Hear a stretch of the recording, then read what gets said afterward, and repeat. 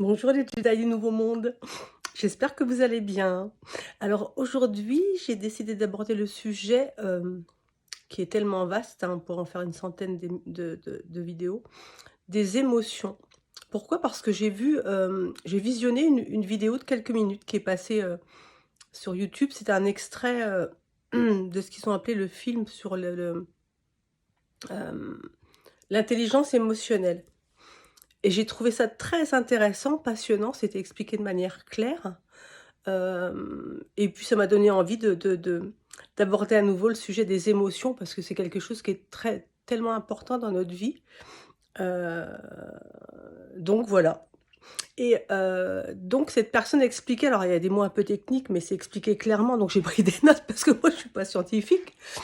Il expliquait que le système limbique, au niveau du cerveau, c'est le cerveau émotionnel, l'hippocampe. C'est les ondes du cerveau qui gèrent nos réactions, nos émotions, d'accord? Ensuite, on a le cortex préfrontal qui gère la pensée rationnelle. Il faut savoir que l'anxiété, pour prendre l'exemple de l'anxiété, du stress ou autre, c'est une émotion. C'est pas quelque chose de rationnel, OK? Hem, ce qui démontre que, bah, dans la vie de tous les jours, on est aussi, guidé par nos émotions.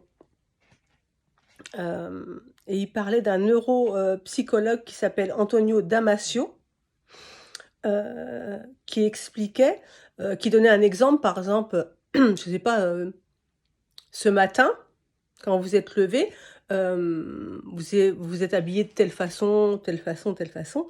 Si à un moment donné, je vous demande pourquoi, si on prend l'exemple d'une femme: «Pourquoi tu as mis cette robe, cette jupe, ce pantalon, ce chemisier?» et cetera. La plupart du temps, les réponses, ce sera: «Bah, je sais pas, j'ai pensé, j'avais envie ou ça m'a voilà, j'avais envie de». Et c'est une émotion, en fait, c'est l'instinct, l'envie de, voilà. Selon ce neuropsychologue, donc Antonio Damasio, quand on a une décision à prendre, on commence par échafauder avec notre cortex préfrontal, donc la partie rationnelle de notre cerveau, une série de scénarios possibles. En même temps, notre système limbique, qui génère les émotions, génère toutes sortes d'émotions, et c'est en jumelant le rationnel et l'émotionnel qu'on finit par prendre une décision finale.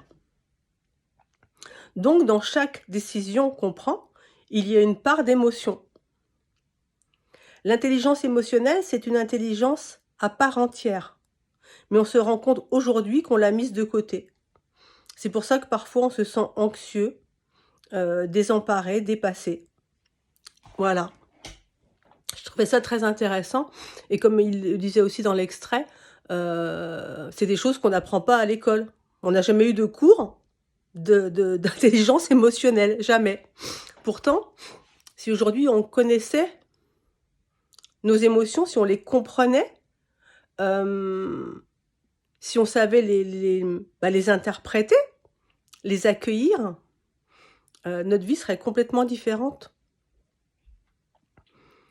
Parce qu'il faut comprendre qu'une émotion, de toute façon, on ne la contrôle pas. Une émotion, il faut l'accueillir, quelle qu'elle soit, aussi difficile qu'elle soit. Parce qu'une émotion, positive ou joyeuse, c'est plus facile forcément.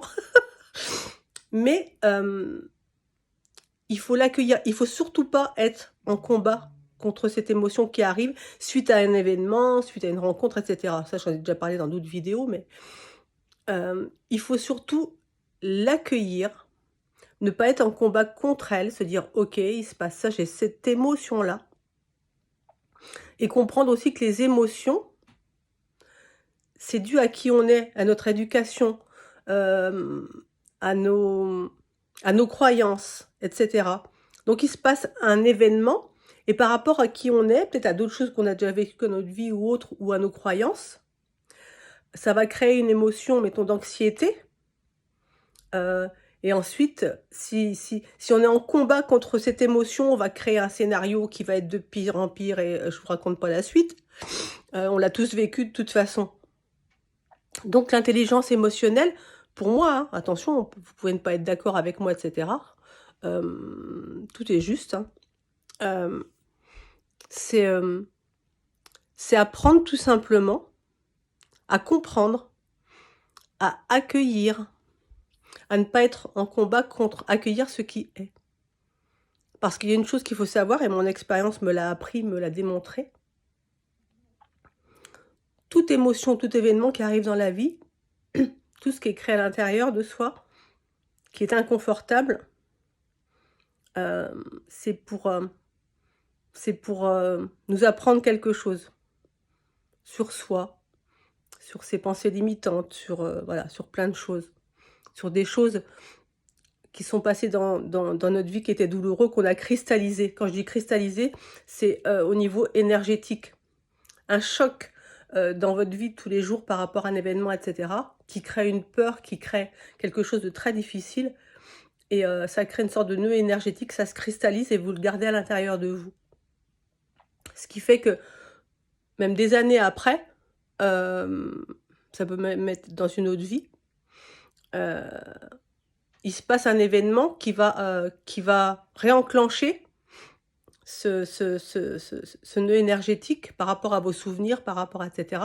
Et ça va créer un inconfort, ça va créer une peur, etc.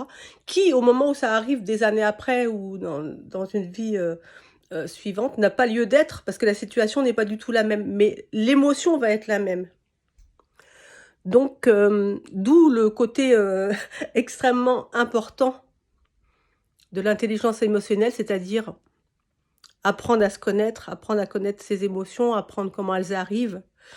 Pas à les contrôler parce que c'est pas le but et vous les contrôlerez pas de toute façon. Mais quand vous les comprenez, quand vous apprenez de plus en plus au niveau de votre connaissance de soi, eh bien, vous verrez que c'est de plus en plus fluide sur votre chemin. Ah, je suis pas en train de dire que vous aurez plus de galères, mais tout le monde en a, hein. La vie, c'est pas un long fleuve tranquille, donc de toute façon, la vie, on la contrôle pas, comme j'ai dit dans des précédentes vidéos. Mais ça peut faire une grosse, même une énorme différence, dans le sens où, quand on essaie de travailler cette intelligence émotionnelle, quand il y a un événement douloureux, inconfortable qui arrive dans notre vie, l'émotion arrive.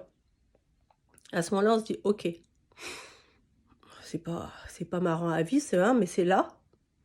Donc je vais pas être en combat déjà contre cette émotion, parce que cette émotion me parle, elle me dit quelque chose. Elle essaie de m'expliquer quelque chose, pour que justement ça ne se reproduise pas. Parce que quand on ne comprend pas, les événements, les expériences se représentent à nous jusqu'à ce qu'on comprenne. Et elle me dit quelque chose. Si sur l'instant c'est trop inconfortable, c'est trop dur de gérer ça ou autre, c'est pas grave. Mais il faut surtout pas être en combat contre cette émotion. Il faut l'accueillir, dire ok, elle est là, c'est qu'il y a une raison. Même si pour l'instant j'ai pas envie de gérer ça, etc. Vous passez à autre chose. Faites autre chose, vous allez vous promener, vous faites quelque chose qui vous fait du bien. Enfin bref. Et il faut surtout pas être en combat contre elle. Voilà, faut la laisser passer. Et à un moment donné, quand vous serez mieux, quand vous serez plus calme, vous aurez la possibilité d'y repenser. Et en restant dans le moment présent et en l'accueillant, vous verrez que ça va un peu dégonfler votre ballon on va dire, entre parenthèses, de souffrance mentale, et que les solutions vont arriver, ou que vous serez susceptible d'y penser, ou de penser à la situation de manière beaucoup plus calme, de beaucoup plus posée, et de trouver la solution juste sur l'instant pour vous, sur votre chemin. Donc voilà mes Jedi du Nouveau Monde. Je vous embrasse, je vous aime. Je vous souhaite un magnifique week-end parce que le temps est magnifique ici. Je ne sais pas vous, mais regardez, superbe, n'est-ce pas? Et voilà. Donc au niveau de vos émotions, accueillez-les, aussi inconfortables soient-elles, comme des amis. Vous savez, comme une amie qui viendra toquer à votre porte et vous dire « Ah bah, tu sais, on est amis, je t'aime. Je viens avec plein de bienveillance pour t'expliquer des choses, mais si tu m'écoutes pas, tu le sauras jamais. Voilà mes Jedi. Je vous embrasse. Et on fait quoi? On fait quoi? On prend soin de soi et des autres. À bientôt.